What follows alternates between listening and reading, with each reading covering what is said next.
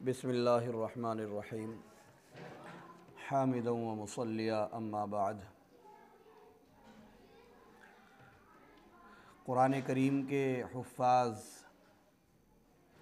और कुरान करीम को याद करने की तरतीब और उसका तरीक़ा, ये चूँकि एक आम बात लोगों के जहनों में गर्दिश करती रहती है और सामने मुशाहदात में ये बात आई भी है कि बच्चे बहुत वक्त हो जाता है कुरान करीम पूरा हुए और कुरान करीम को वो काबू नहीं कर पाते।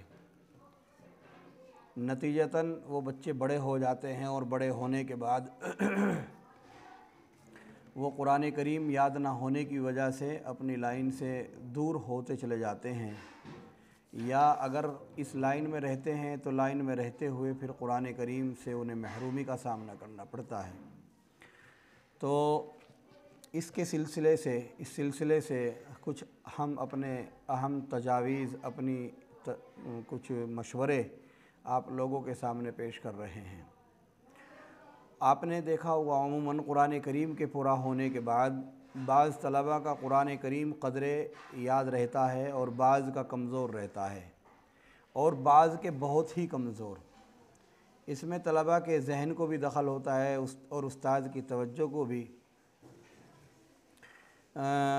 अब इस तरह से ऐसे तलबा के दौर कराने का एक उम्दा तरीक़ा हम आपके सामने पेश कर रहे हैं। इससे इंशाअल्लाह आपको भरपूर फ़ायदा होगा, नफ़ा होगा। नए और कमज़ोर तलबा का फ़कत एक पाव पारा सुना जाए,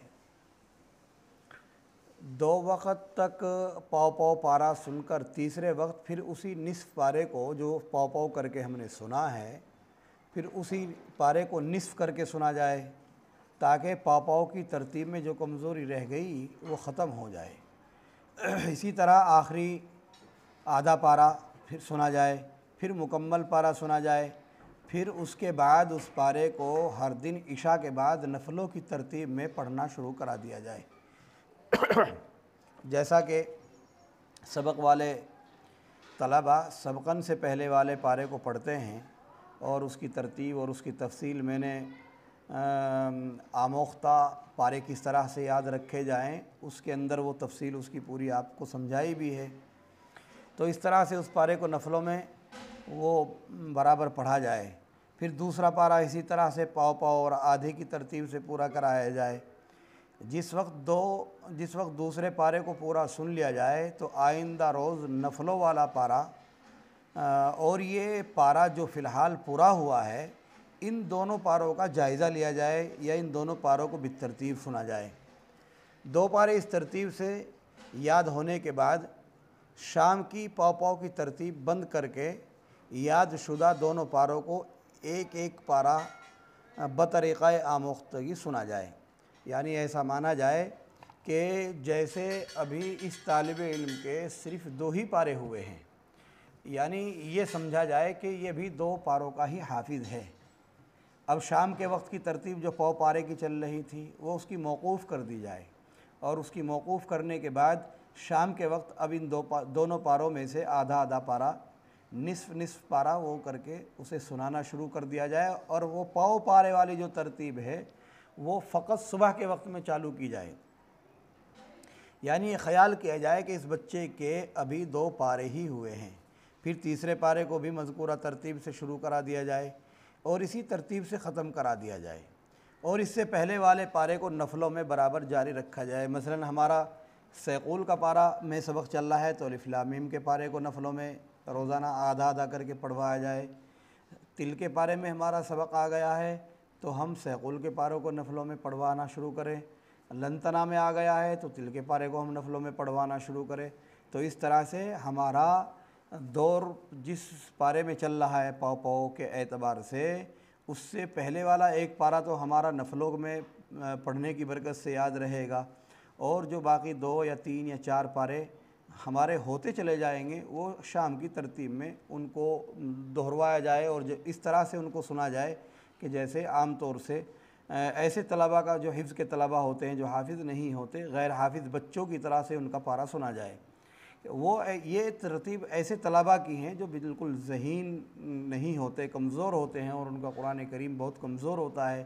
بہت طلباء کمزور ذہن کے نہیں ہوتے، اچھا ان کا قرآن یاد ہوتا ہے، ان کی ترتیب کو بھی تھوڑا سا اسی سے جوڑ کر کے، بجائے پو پارے کے ان کی ترتیب کو آدھے پارے سے جوڑ کر کے ایک دور پہلے اس طرح سے ان کا نکالا جائے، جیسے اس کی تفصیل میں بھی آپ کو آگے بتاؤں گا۔ تو اور تو اس طرح سے، کیونکہ اس طرح پارے کو برابر پڑھتے رہنے سے دائمی مضبوطی حاصل ہو جاتی ہے۔ اسی ترتیب سے پارا پورا کراتے رہیں اور آموختگی میں ان کا دور چلتا رہے۔ 5 پارے مکمل اسی ترتیب سے ہو جانے کے بعد ان 5 پاروں کا مسابقہ رکھا جائے۔ کمزوری کی صورت میں صبح شام ایک پارا سن کر پھر 1.5 پارا، پھر 2.5 پارے، پھر اس کے بعد جانچ کی جائے۔ غرض ہے کہ ایک محفل کے وہ 5 پارے ہو جانے کے بعد آگے کی ترتیب بڑھا دی جائے۔ پھر اسی طرح 10 پاروں پر وقفہ دے کر ان کو مسابقے کی شکل سے جانچا جائے۔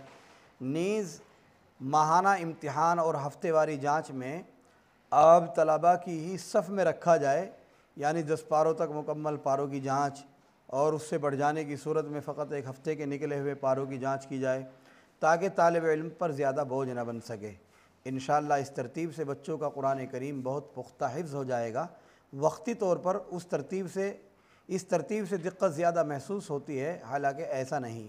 عام طور سے کمزور طلباء کا جو قرآن یاد کرانے کا مدارس میں دستور ہے اور اس کا ایک طریقہ ہے، وہ یہ کہ ایک طرف سے قرآن کا دور نکلواتے رہتے ہیں، خواہ وہ ایک پو پارا سنا دے یا آدھا سنا دے یا پورا سنا دے، یاد شدہ پاروں کی طرف توجہ نہیں ہوتی، جس کی وجہ سے آئندہ دور تک آموختہ پارا پھر کمزور ہو جاتے ہیں، اور سال ہا سال تک طلباء اسی طرح لگے رہتے ہیں اور انہیں اپنے پاروں کی کوئی ترتیب نظر نہیں آتی۔ تمام پارے یکساں اور برابر دکھائی دیتے ہیں، حتیٰ کہ کئی سال کا عرصہ گزر جانے کے بعد بھی خاطر خواہ نتیجہ برآمد نہیں ہوتا۔ ایسے طالب علم کمزور رہتے ہیں۔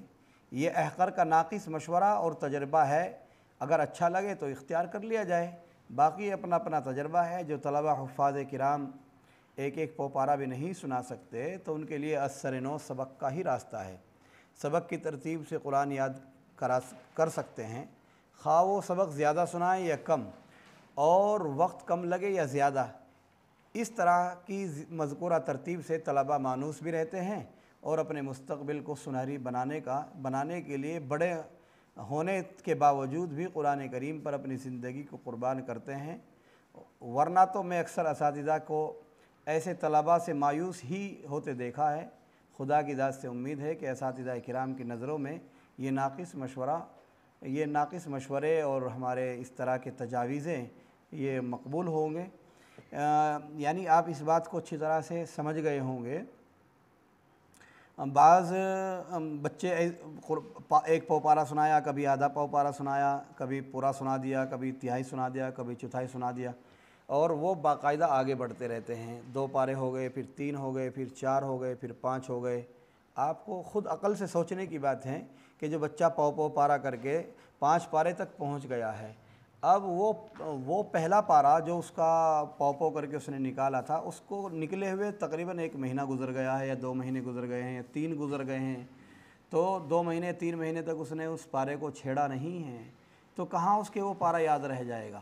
بس یہ تو ایسا رہے گا کہ بس آگے کو بڑھ رہا ہے، پیچھے سے ختم ہوتا جا رہا ہے۔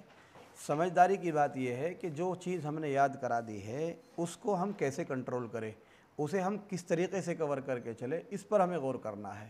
تو اس کے لیے یہ سب سے بہتر طریقہ میں نے آپ کے سامنے پیش کیا ہے کہ شروع میں ایسا محسوس ہوتا ہے کہ اس طرح سے تو بہت وقت لگ جائے گا، لیکن زیادہ سے زیادہ 1 سال، یا اگر کوئی بچہ زیادہ ہی کمزور ذہن کا ہے تو بمشکل سے 1.5 سال 2 سال میں اس طریقے سے وہ قرآن کریم کو کنٹرول کر لیتا ہے۔ اب ایک بچہ 1 پو پارا بھی نہیں سنا سکتا، ایسے بہت سارے طلباء ہوتے ہیں، تو کیا اگر ہم ان کو پو پارا پر مجبور کریں گے، آدھے پارے پر مجبور کریں گے، اور وہ اگر آدھا پارا یا پو پارا نہیں سنا سکے گا تو برابر اس کو ہر دن ایک ہی پو پارے میں وہ ہر روزانہ یاد کر کے پو پارا لائے گا، اس کے یاد نہیں نکلے گا، پھر وہ روزانہ اگلے دن یاد کرے گا، پھر تیسرے دن یاد کرے گا۔ بھائی اس سے بہتر تو یہ تھا کہ اس کے 2 صفحے کر کے یا 3 صفحے کر کے آپ اس کا سبق نکلوا لیتے۔ 2 صفحے 3 صفحے 4 صفحے بچے کی صلاحیت کے اعتبار سے اس کا سبق نکلوا دیجیے آپ۔ وہی ایک پارہ جو پاؤ پارے کی ترتیب سے 10 دن میں بھی پورا نہیں ہو رہا ہے، وہی 5 دن میں پارہ پورا ہو جائے گا، اور وہی پارہ ایسا مضبوط یاد ہو جائے گا کہ اس پارے کو وہ کبھی بھول نہیں سکتا۔ خیر، مذکورہ پاؤ پارے کی ترتیب کو خود استاد سنیں۔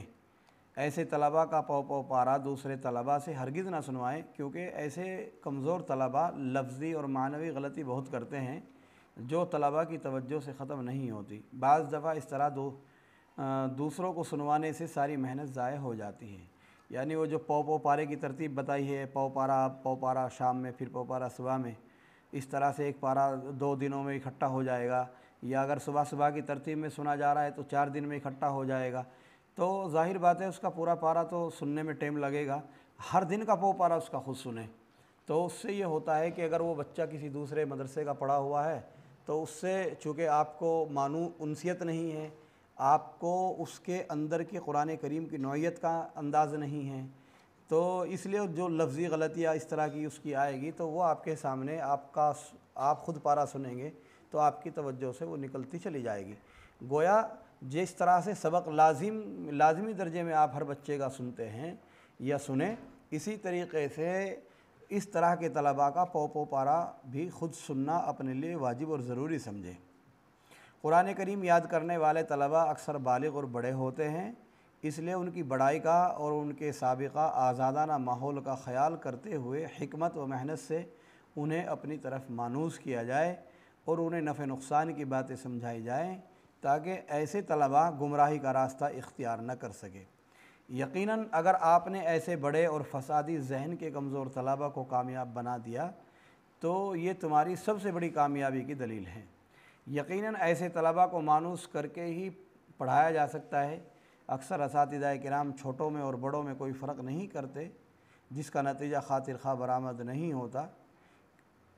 انشاءاللہ اساتذہ کرام اس طریقے کو اگر اختیار کریں گے اور قوم کے بچوں کے حق میں بہت گہرائیوں سے فیصلہ لیں گے، کیونکہ یہ طلباء قوم کی سب سے بڑی امانت ہیں، اس میں خیانت نہ کی جائے تو انشاءاللہ اس سے بہت بڑا نفع ہوگا۔ بعض اساتذہ کرام دوسرے مدرسے سے پڑھ کر آنے والے کمزور طلباء کو، بالخصوص حفاظ کرام کو، ان کی کمی و کمزوری پر لعن طعن کرتے رہتے ہیں۔ مثلاً کہاں سے پڑھ کر آیا ہے، تیرا استاد کون تھا جس نے تجھے اتنا قابل بنایا، اپنی پوری زندگی کہاں خراب کی اور تو کہاں سے سر میں درد کرنے کے لیے آ گیا، وغیرہ وغیرہ۔ اس طرح کے کہنے سے، بولنے سے بچے کا ذہن تعلیم سے اچک جاتا ہے اور بدگمانی کا شکار ہو جاتا ہے اور کوئی بھی راستہ اس کی کامیابی کا نہیں رہتا۔ یقیناً اگر آپ اس کو اپنے اخلاق حسنہ اور درست معاملات سے اور سابقہ اساتذہ کے احسان شناس کلمات سے اس کے ساتھ معاملہ کرے تو ایک دن آئے گا کہ یہ خود ہی اچھے اور برے کا فیصلہ کر لے گا، اور وہ فیصلہ یقیناً تمہارے حق میں بہت اچھا ثابت ہوگا، اور اس کے لیے دنیا میں سب سے بڑے محسن آپ ہی ہوں گے۔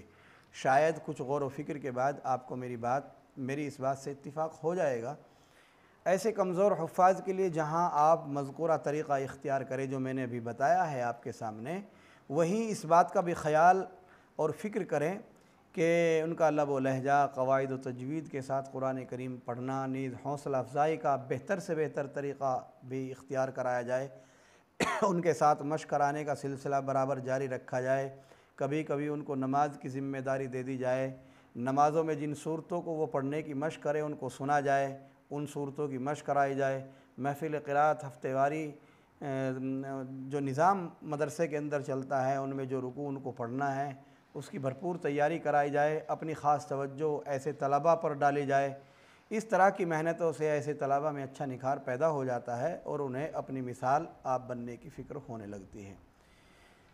امید ہے انشاءاللہ کہ ان تمام تجاویز کو آپ سن کر، پڑھ کر اور اپنی زندگی میں اپنائیں گے، اور طلباء کے لیے یہ نافع ثابت ہوگی اور اساتذہ کے لیے بہت مفید ثابت ہوگی۔ خدا کرے کہ مجھے بھی اور آپ کو بھی عمل کرنے کی توفیق عطا فرمائے۔ وما علینا الا البلاغ۔